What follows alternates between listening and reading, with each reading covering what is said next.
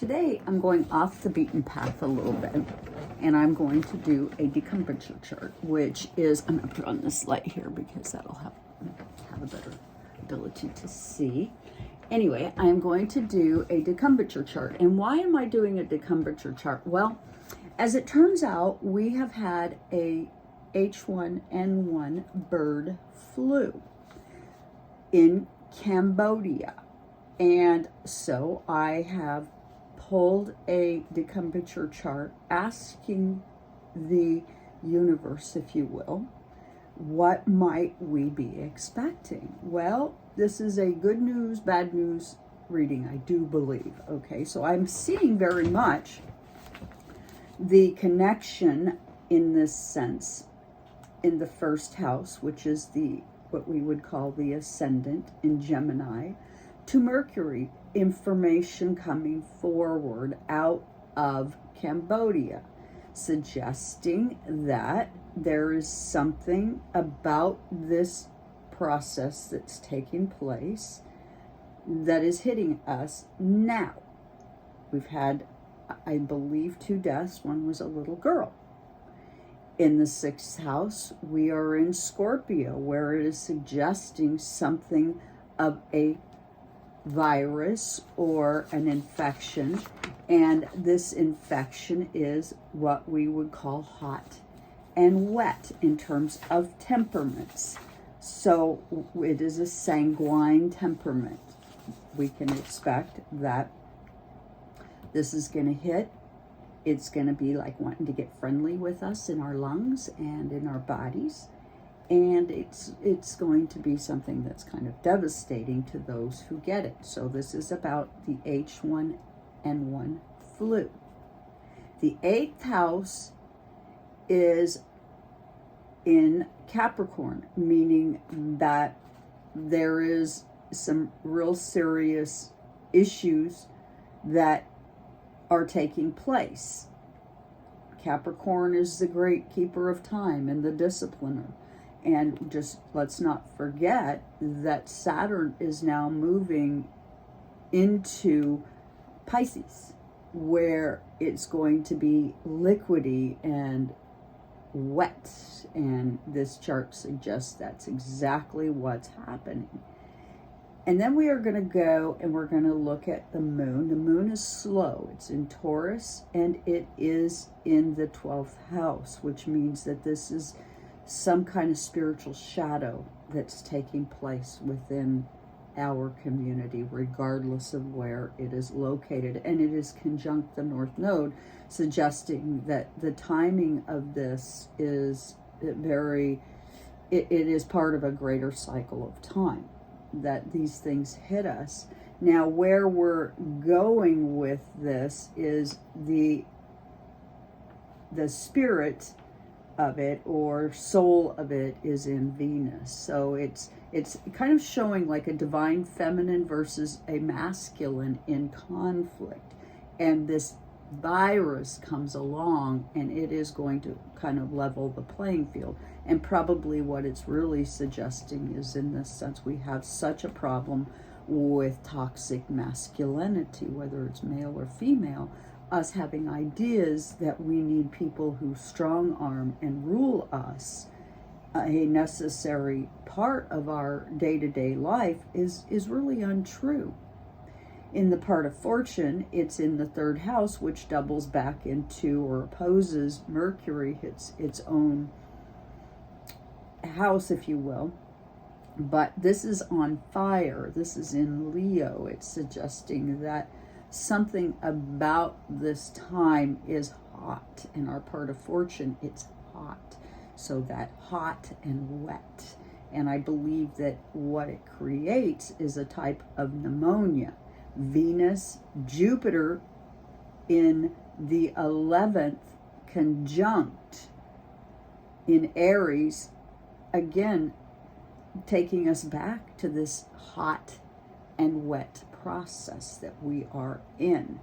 So what I'm wondering is, how likely is this to be something global? Well, the outcome shows Sun in Pisces, something that really kind of goes everywhere in time. It is a slow moon, so how fast will it go?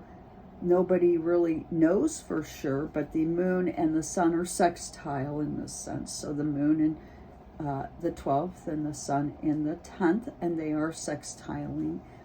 There is a Mercury, Saturn, Sun, slight stellium in the 9th, 10th.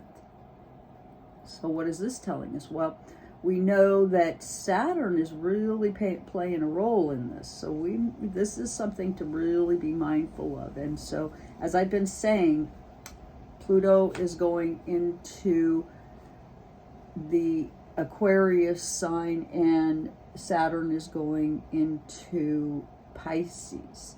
So we're talking something in the sense of the liquidy process kind of breaking down, and with Pluto going into Aries in the air, something about the way our air and our exchange with each other, Venus, how we interact in love, is now coming up.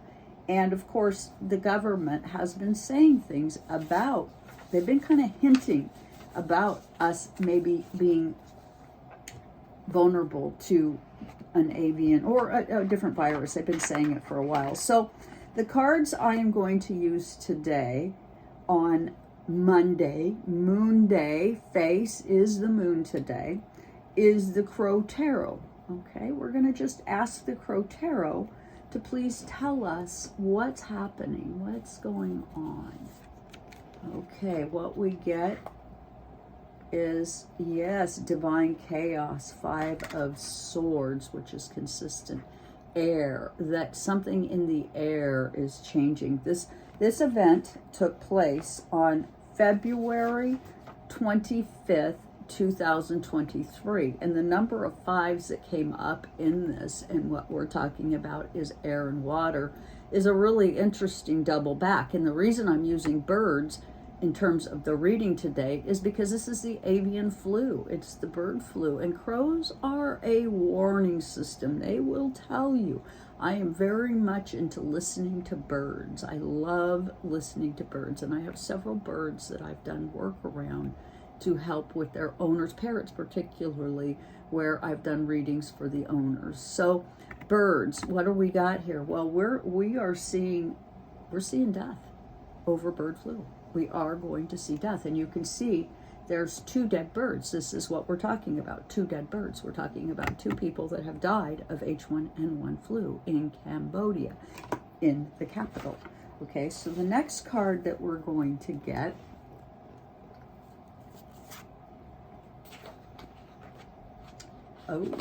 it's an 8. It's a major arcana.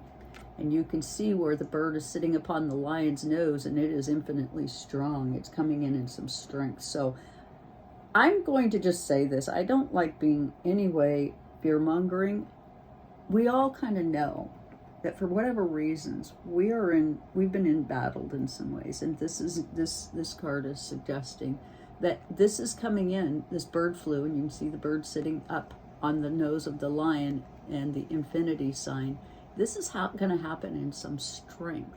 Now, because the moon is slow, my expectation is it won't just take off real quick, but we will hear about it here and there and everywhere for a little bit. And then it happens in strength. So I'm not expecting this to just be all of a sudden, wow, everything. You're going to have plenty of warnings. So we'll have ways to take care of ourselves. And one of the things I want to suggest to people that I use is an ozone machine.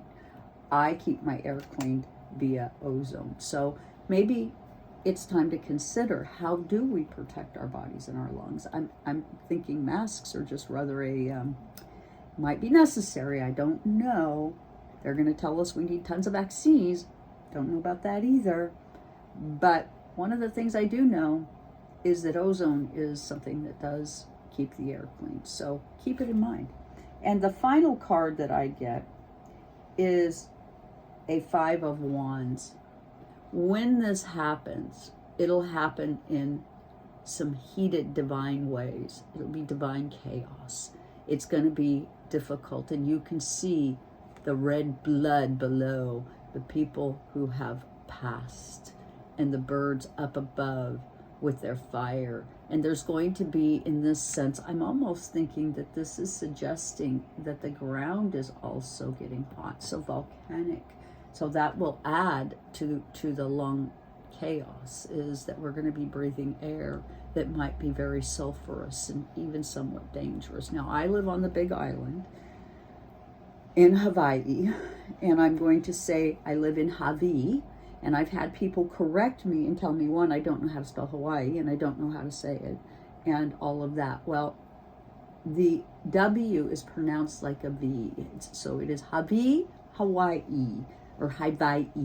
So if you are confused, I just want to help you understand that in fact it is pronounced Hawaii, and Hawaii is the birthplace of King Kamehameha, a very famous and popular king in the Hawaiian Islands.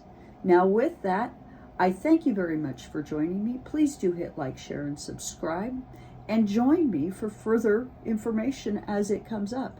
And also, let's see, what else do I want to say? Book a reading. Get yourself a medical forecast, a monthly medical forecast. Pick a month that you find that you have maybe extra issues, you feel depressed, you have moments where you just really think you need something different. Use that time, because our bodies are cyclical. We are cyclical. With that, thank you so much for joining me.